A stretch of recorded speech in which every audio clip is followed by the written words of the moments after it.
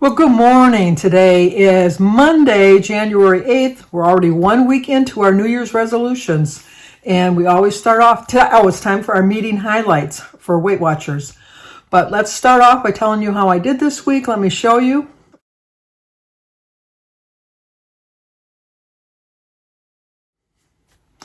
I lost 1.2 for a total of 41 pounds even. Back in the 40s again. I want to work my way to the 50s now. My small little goal, because we talked about last week, was just setting small goals. My small goal for the weeks to come is just to lose 5 pounds. I don't have a set date. I don't have a set time. I would like to lose a pound or less a week. That is my right now goal. My future goal is 5 pounds. And I'm just going to do it at 5 pound increments this year. And one of the ways we're going to do it is to build a tracking routine. So that's exactly what we're going to do. I showed my food on my daily vlog most of the week last week. Not every day, but most of the week. But I did track both in my book and on my Weight Watchers app every single day. And I actually, yes, on Saturday and, well, Sunday I went a little bit off because we had Chinese, which is very high in sodium. But I had, and what I did was I bought the luncheon almond chicken, which came with white rice and an egg roll. And what I did was I split it up over 2 meals.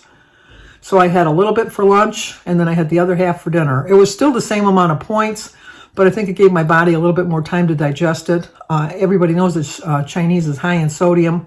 I only weigh myself at the meetings, and so I don't know how that affected me. But it was a nice day. So I'm sure that I probably went a little bit off track, but not too much. And then Saturday I had a really good day. And then most of the week I had a pretty good day. So I do think that I'll lose my pound this week. One of the ways I'm going to do it is by tracking. So this is things that you can do to build a tracking routine. The fact is, people who track their food more often than not lose more weight. So how do you get yourself to track more? Make it just another part of your routine, like brushing your teeth, pouring a morning coffee, or just checking your email. I find for me, it's better to track before I eat. When I've been showing my food this past week, what I've been doing is showing you my food and then following it up with showing you my tracker. I track before I eat because I want to be fully aware of how many points I'm eating. I watch a lot of YouTube videos, and then they say at the end of the day they put in their tracker how they did for the day. That doesn't work for me. It probably works for them. It doesn't work for me. So what I need to do is before I plan a meal to eat, I track it. I did buy, I don't know what I did with it though. It's in here. Let me look. I did buy a meal planner, which I'm going to start this week. I was going to do it last week, and it just the week got ahead of me. So I'm going to track my meals for this week, put it in here. So all I got to do is move it from here into my actual tracker onto my Weight Watchers app. Because just because you plan it in there doesn't necessarily mean that's exactly what you're going to eat. Because things happen, things change. You have to make some changes along the way. You have to be flexible. And so I'm going to have a general idea what I'm going to eat for the week. And I can play around with it a little bit to switch my points around. And if something comes up that I have to switch a meal around or switch and have something different, I'm all set for it. I'm ready for it. So for me, tracking is the issue. Tracking to me gets kind of boring for me because, I think like normal people just eat and then they don't really worry. But here in the United States, you're going to find more overweight people than people that are fit. I mean, there are a lot of fit people. Don't get me wrong. There are a lot of fit people. But in my experience, I see more overweight people than fit people. The fit people in my general area of Michigan are far and few between. They're there. I'm not saying they're not there, but unfortunately, I see more overweight people than fit people. And just because you're thin doesn't mean you're healthy. Because some people are thin because they don't eat the proper foods and they just want to be thin. And in the long run, they're worse. I generally get good health results from my blood work because I do tend to eat healthy, although I eat too much. I eat too much healthy foods. I eat too much, and they're not bad foods. I've talked about this before. They're not bad foods, but foods that aren't necessarily nutritious for my body, I tend to overeat. So I'm trying to work on the fact that I'm still going to eat foods that are not nutritious for my body, but that are enjoyable. So I am going to limit the enjoyable foods to a reasonable amount of time doing it. In 2023, I was doing the opposite. I was eating more unreasonable foods for my body than reasonable foods, and therefore I gained 11 pounds in 2023, and I don't want to do that again in 2024 because I'm just steadily going to get bigger. I want to be working my way down that ladder, not up that ladder. But these are things you can try. Which tracking style makes it feel easier for you? The first one is tracking an entire day food at once or as you go. Serving often tracked meals and meals that are tracking from scratch every single time, or tracking before or during or after you eat. So you have to figure out which strategy was going to work for you. For me, mine is tracking as I eat. It's not doing the whole day. I'm going to do the whole day to give me a general picture, but that doesn't necessarily mean I'm going to follow that plan completely. But I'm going to tweak it a little bit as we go. Some of the strategies that you could try that might work for you is taking pictures of your meals to track later. I show you my food, so that's basically taking a picture of my food, I guess. But like I said, I've tracked it before I've eaten it. Tracking at certain times of the day, using the barcode scanner, or using the quick add feature to guesstimate points. I don't like to guesstimate points because, let's face it, we're always going to over guesstimate. We're never going to say, oh, that's just a tablespoon when it probably is a quarter cup. It's just, it's easier just to get the utensils out. That's what they're there for. If you have them on hand and you don't have to dig them out, if they're right there ready for you to grab, you're going to use them more often. I use the barcode scanner a lot. I really do. What I do is when I buy some foods, if I'm not really sure, like at this point, I've been on Weight Watchers since 2016. The points don't really change that much. So I pretty much know what the points are on certain things. I know that a half a cup of cottage cheese that I eat is 3 points. I know that 2 tablespoons of this one particular dressing that I like is 2 points. This other dressing I like, I know is 3 points, and this other one is 5 points. I just know that. But if I buy something that's kind of new to me, I'll write it on the label of the box or the package or whatever, so that when I grab it, I know exactly how many points it is. So then what they tell you is to use your answers to determine how creative you'll be to create a tracking routine. You can ask yourself, I'll track meals and snacks as I go, and I'll use the barcode scanner. I'll save my favorites and guesstimate points when needed. When is the best time to track? Is ask yourself, will you set aside a few minutes after every meal? Like I said, I set aside a few minutes before I eat because it works for me. And I track my meals as I'm going. I'm not a big snack eater because I have too big of portions at my meals. But, and like I said, I find with me, I'm not going to guesstimate. I can have a handful of nuts and think, oh, that looks like a quarter cup. And then when I put it in the quarter cup, it's like overflowing and landed on the counter because I have more than a quarter cup. So one day, and I've said this before, I measured out a quarter cup of nuts and just left it on the counter because I have a bad habit of walking by the nut jar and just kind of grabbing a couple nuts and thinking, well, they're healthy. Almonds are healthy for me. I'm going to eat those. I was surprised at how fast I went through that quarter cup of nuts. So I was probably eating half a cup, 3/4 cups of nuts a day. Nuts are very good for you. They're high in the right kind of fats. I know people don't want to eat them because it says fat. You hear that word fat, but your body needs some fats just to get your digestive system moving and working.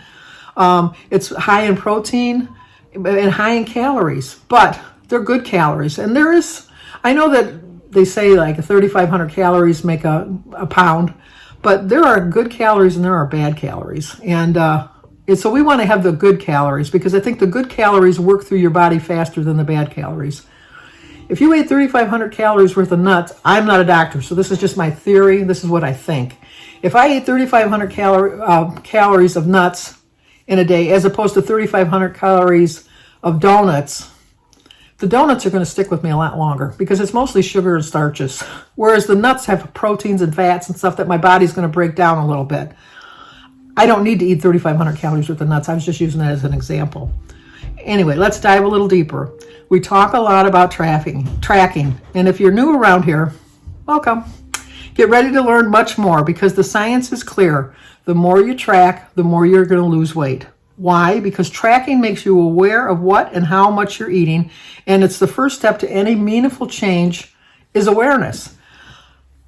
How many times we think, like I said, that looks like a quarter cup, and then you get it out, you get your measuring cups out, and it's way more than a quarter cup.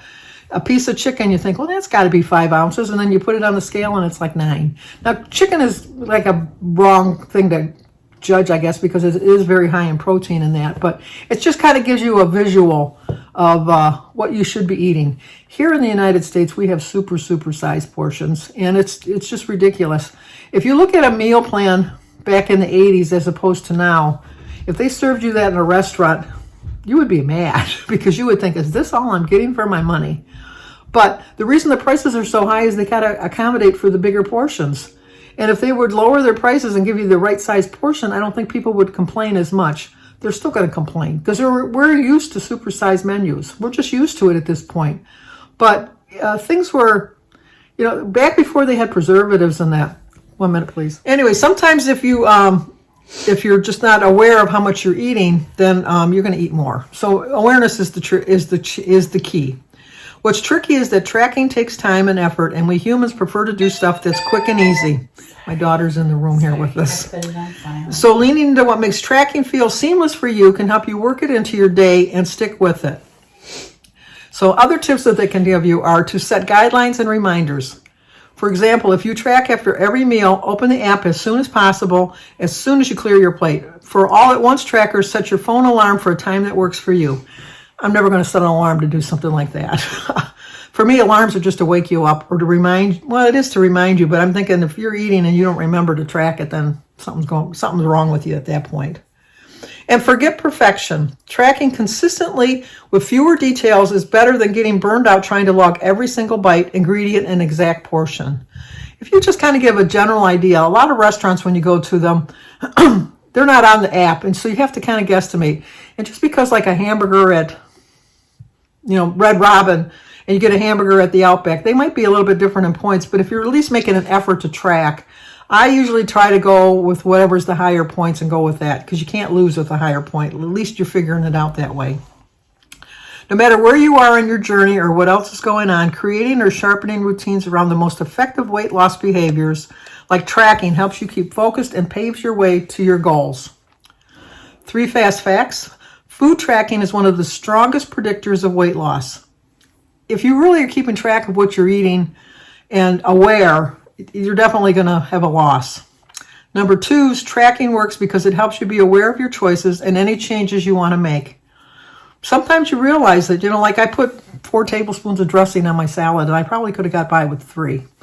You're still going to add up the points, but are you really putting 3 tablespoons of dressing on and only counting it as 2? You're not fooling anybody. Your body is going to keep tabs whether you are or not. And number 3, research shows that tracking consistently is more important than tracking every detail perfectly.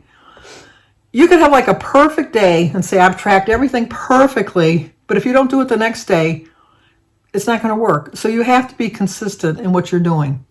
So what you want to do is build a tracking routine. So find something that's going to work for you, because there's a way in there for losing weight for everybody, as long as they are aware of the roadblocks in your way. One of the roadblocks in my way for 2023 was that I didn't track. I tracked half-assed. I didn't do it every single day. I didn't do it all the time, which led to a gain for the year. I don't want to do that anymore, so I am going to track. I tracked the whole week before, and when I had my weigh-in last Thursday, I lost 1.2. That's because I was tracking. I was aware of what I was eating, and I still had food that I liked, and I had food that was not considered good food. And I talked about this in my daily vlog. There's no such thing as a bad food. There's abusing of food. And I had a coupon for a free donut every time I went into Kroger's. So every time I went into Kroger's, guess what? I got a free donut. That wasn't smart. That was not smart. Is a donut a bad food? No. Sometimes you just need a donut. And but I didn't need a donut every time I went into Kroger's. So just find something that's going to work for you, and just start tracking. So I'm just kind of curious how you track. Do you track after every meal? Do you just take a picture of your food? Or you just kind of keep a mental note of what you're eating? Or do you not need to track? You're just one of those lucky people that can just eat and know that you're not going to gain weight, and you know how to lose weight. I'm not one of those people. I have to track. So I hope I see you here again next week on my weekly highlights. If you want to know how I did this week, check into my daily vlog on Thursday. On Thursdays, I let you know how I've done. And check out my daily vlog. So in the meantime, talk to you soon.